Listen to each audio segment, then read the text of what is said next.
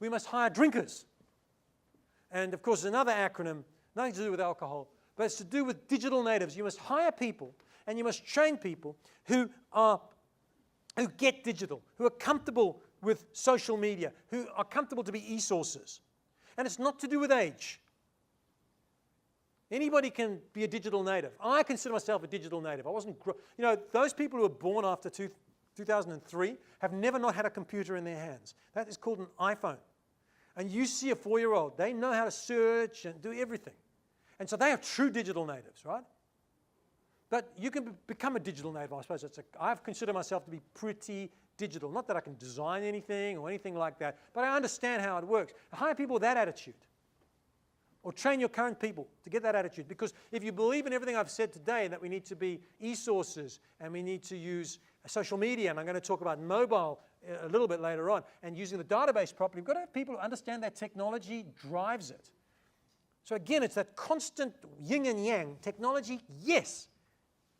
Human skills, absolutely. It's not one or the other. And then I'd say they've got to have a reach. And by reach, I mean the network. We need to hire connected people, people who are known in a niche, people who know where the people are, people who know how to get to people, people who doors open because they know them. I found out something very interesting about myself, actually, in the last year. Because I've been a recruiter all this time, and now I was suddenly sort of selling my services to recruiters. And I'm on the board of a few companies, and they asked me for advice, and many of my clients asked me for advice. And I've found that in about 50% of the cases they ask me a question about something to do with our industry, in about 50% of the cases, I have a very good, compelling answer, I think. In 50% of the cases, I don't know the answer. But what I've learned about myself is, I know the person who knows the answer. Now, you might expect that after 30 years of being in the industry. But it could be anything. It could be, we've got somebody on a non-compete and they've gone to a competitor. I know a lawyer who specializes in that. Oh, I want my website redesigned, but they've got to understand recruitment. I know a guy. And that's not to say I'm any big deal, but I've suddenly realized that my value to my clients is not what I know, but it's who I know.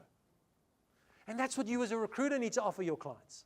Of course, in terms of talent, candidates, putting candidates up to clients. And that's why niche is so important, because you can't have a reach that's valuable unless it's targeted. And the other thing I'd look for in recruiters that I hired is intelligence. And I have made that mistake in the past, because intelligence is not necessarily related to being articulate or looking good. You can look good, you can be articulate, you can be thick.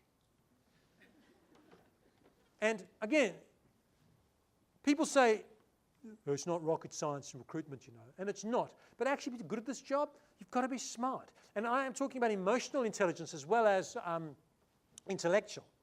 It's understanding when to shut up, when to speak, how to engage. I think it's important. And so I'd be looking for intelligence, particularly now that we want people to e-source and to understand technology. It's a more complicated business. And you've only got that one chance, if you're lucky, to engage with a client, and they're not going to suffer fools gladly anymore. I'm not going to be sexist in this, but it is a fact that there were recruitment companies not too long ago who hired people on their looks because they knew it would impress their clients. You're going to forget that. This is a serious business, and people will spend a lot of money on accessing talent. It's elevated in importance, and I'm not going to deal with you because you're a good-looking young man or a pretty girl. Those days are gone.